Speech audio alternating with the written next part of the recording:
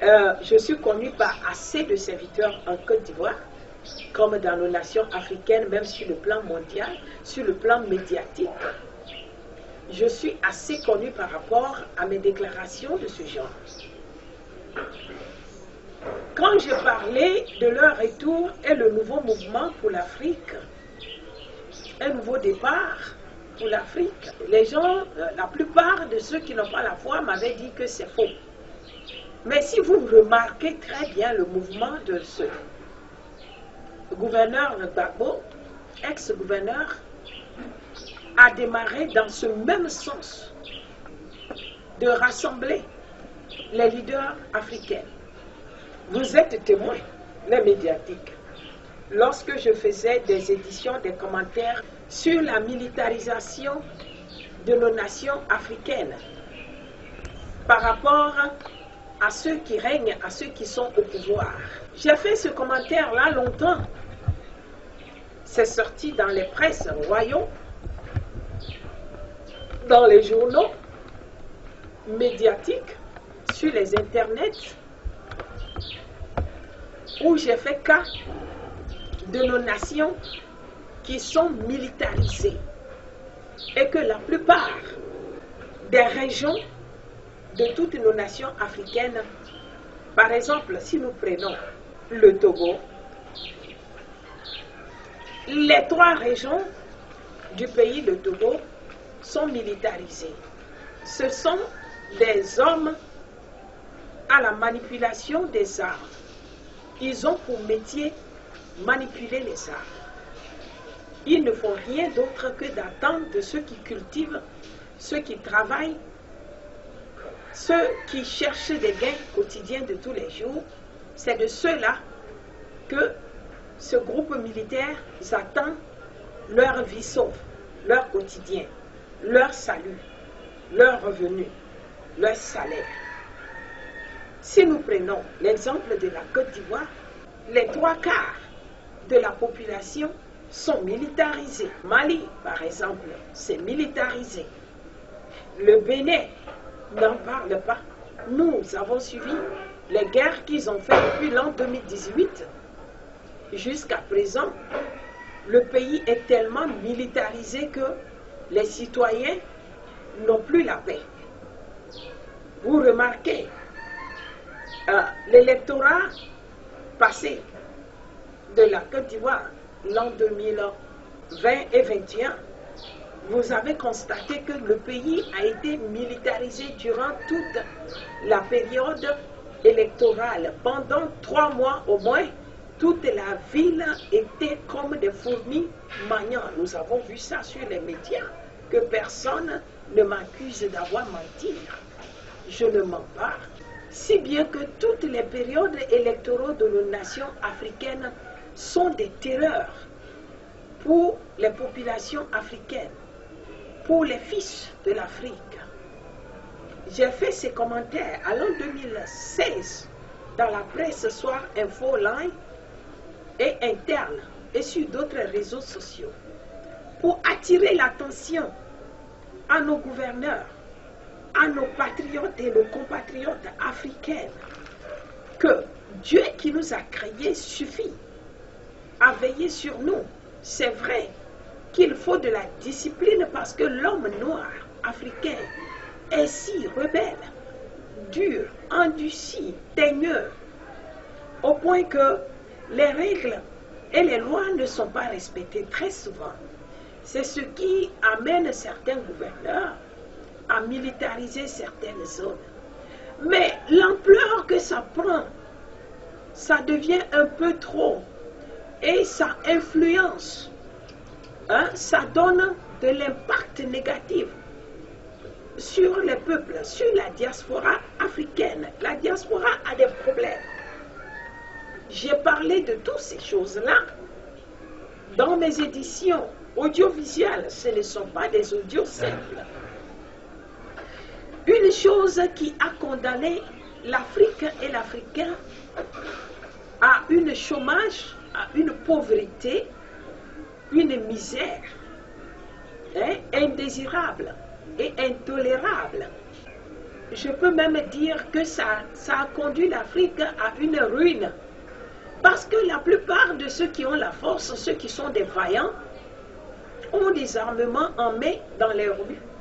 Ils sont dans les forêts, dans les rues, partout.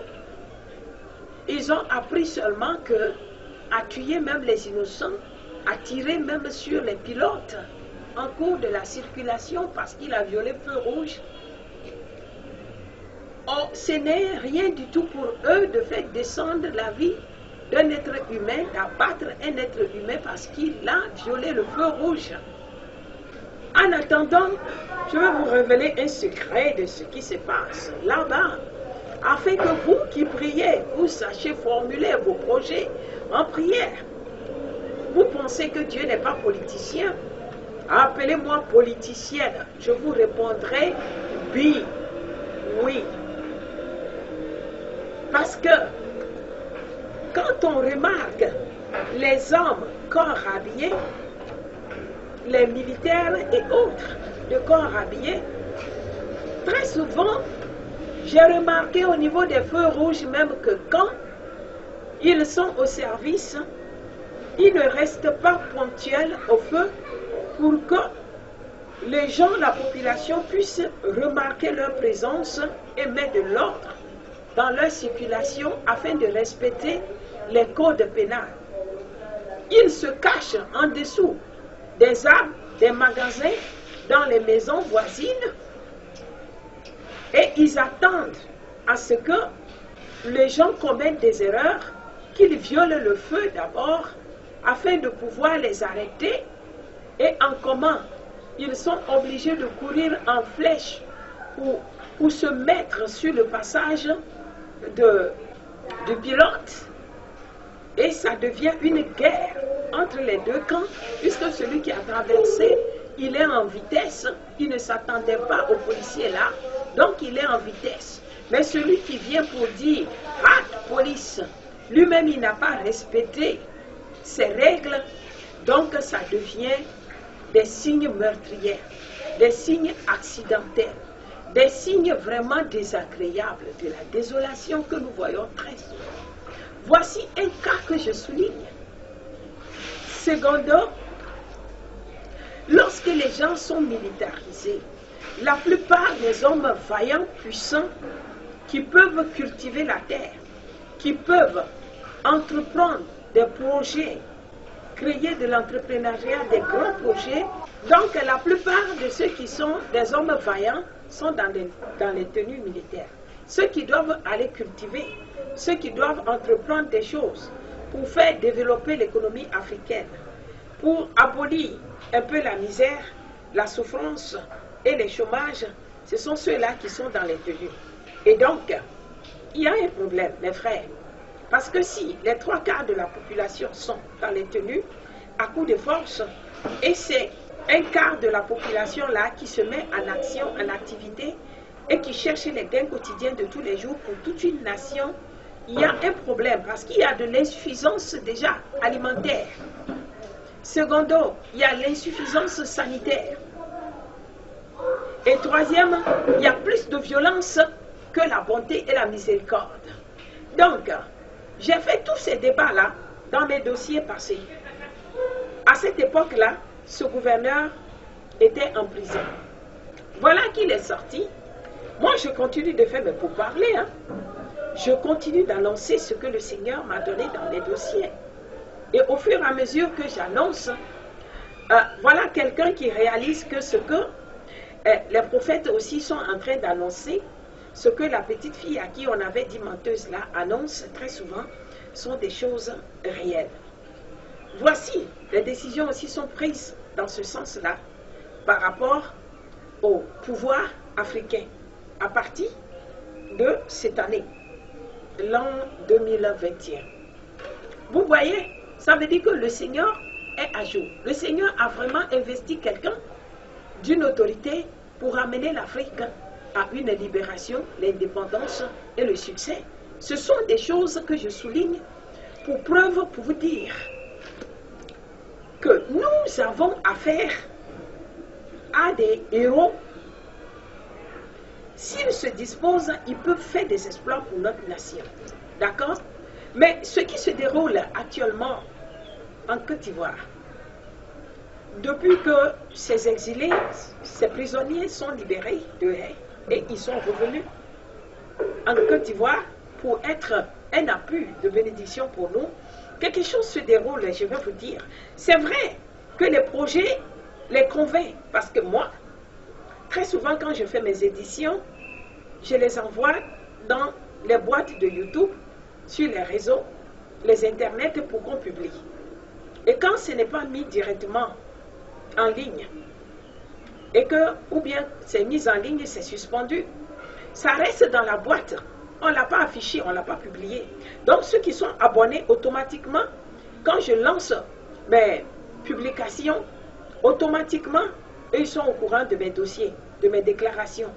Et ils s'élèvent, et ils s'approchent de ces gouverneurs, ces autorités très souvent, pour leur faire croire que Dieu nous a dit, nous avons reçu ceci. Mais très souvent, ils n'ont pas été dotés par la puissance révélatrice pour conduire ces rois, ces chefs, ces gouverneurs-là à faire des exploits dans le sens de Dieu en faveur de leur peuple sur qui ils règnent ou ils veulent régner. Vous voyez, depuis le retour de ce ex-gouverneur, quelque chose se déroule dans la nation là-bas. J'ai déjà intervenu une fois la fin du mois de juillet, l'an 2021. Mais là encore, permettez-moi d'intervenir. Parce qu'il y a un grand désordre total qui se produit là-bas. Vous savez, dans la Bible, je vais vous donner une histoire bien précise et bien claire. Dans le livre de 2 Chroniqueurs, chapitre 9, il y a une histoire de la reine Séba qui avait séduit le roi Salomon et qui l'a détourné du bien-être, qui a mis du désordre dans sa vie par des idéaux de la convoitise, des idéaux de la chair, de la sexualité. Dans la même Bible, nous avons remarqué dans le livre de Juges, Juges chapitre 16, 17 et 18 aussi, par là, verset 15 jusqu'au verset 21, le chapitre 16, il nous est mentionné là qu'il y avait une fille en Israël. Il y avait plutôt un homme vaillant, un héros de guerre, un homme puissant loin de l'Éternel, qu'on appelait Samson en Israël. Et c'était cet homme fort puissant là qui combattait en faveur des fils de Dieu en Israël.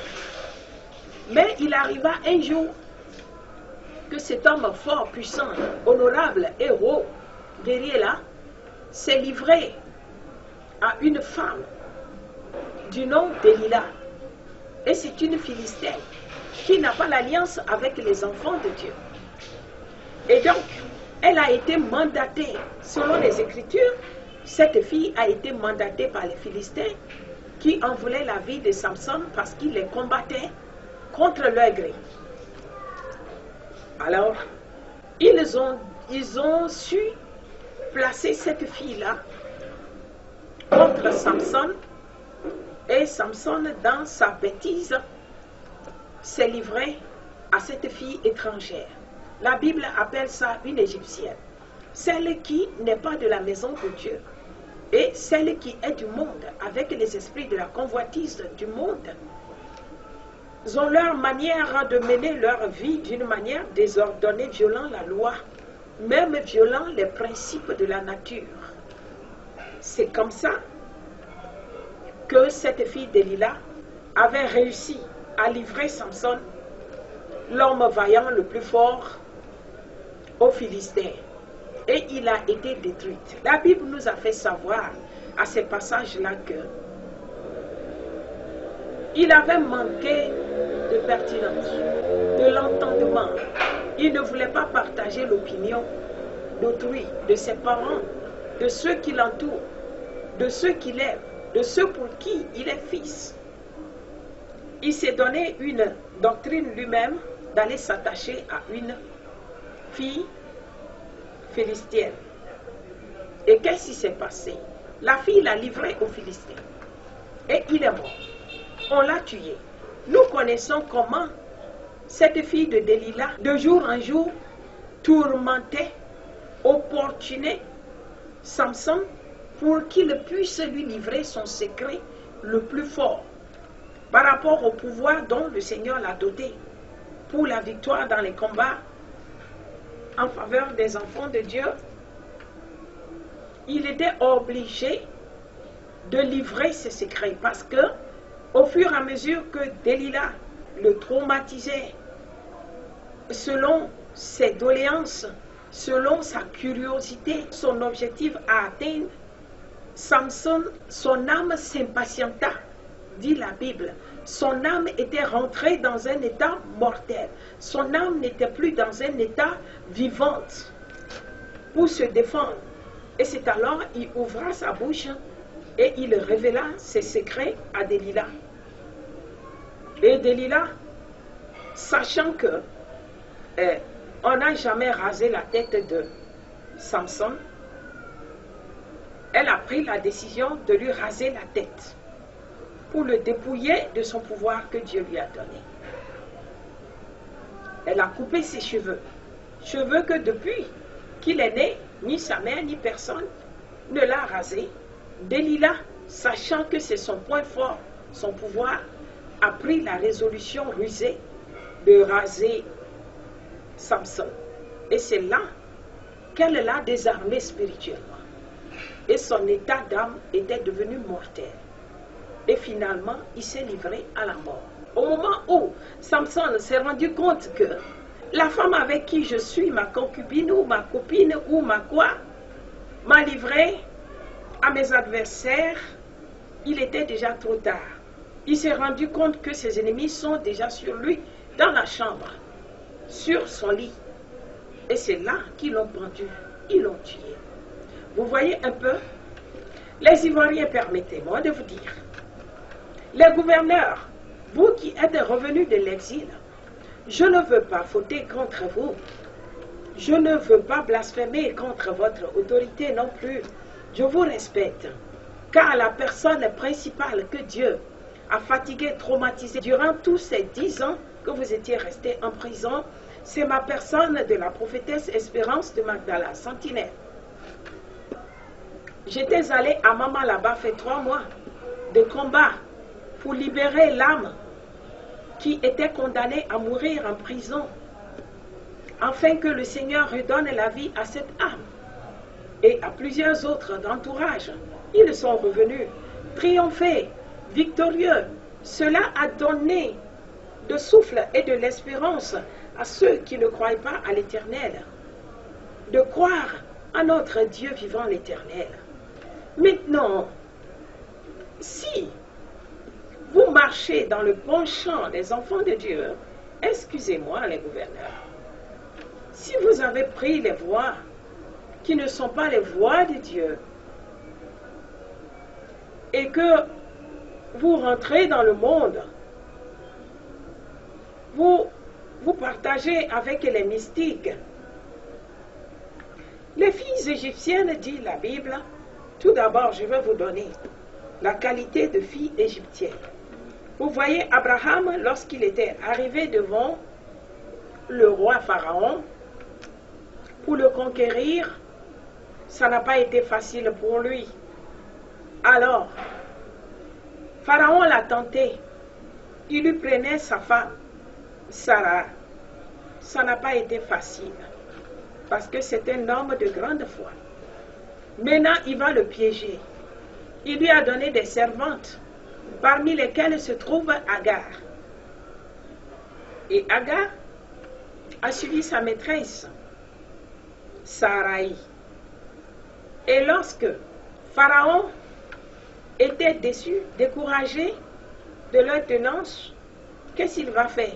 Il les a chassés, renvoyés, et il leur a donné Agar pour Boyès. Et quand Agar les a suivis, plus tard, Agar a partagé l'intimité sexuelle avec Abraham. Et Abraham, étant homme, avait été séduit. Finalement, il est tombé dans les pièges de l'Égyptienne. Alors, il a cédé. Et qu'est-ce qui s'est passé? Cette fille, Agar, mortifiait sa maîtresse. Elle a commencé à le provoquer, à la traiter de stérile, parce qu'elle, elle a réussi à avoir un enfant avec son maître Abraham. Et donc c'est devenu un sujet de l'amertume, de douleur contre sa matrone, pour qui elle est servante. Vous voyez? Et on a vu finalement que, à cause de Agar, les désaccords, les mésententes étaient arrivés entre Sarah et Abraham. Les discussions et les douleurs, les gémissements. Sarah a commencé à pleurer. Sarah a commencé à gémir sur Abraham, son mari bien-aimé.